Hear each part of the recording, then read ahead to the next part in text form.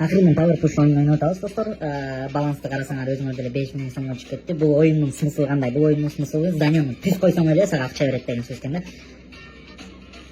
Кетти. 82 сом болду достор, 50 сомубуз. Кайра 50 сом болуп калды.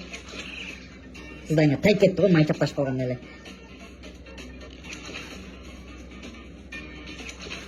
Есть.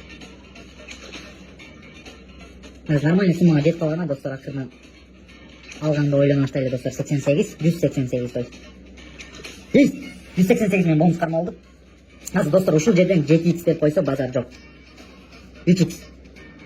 Караңдар достор, 3x 188 сомго канча сом болот экен? 566. Мен силерге айтып келаткандай эле алып кетип калсак болот.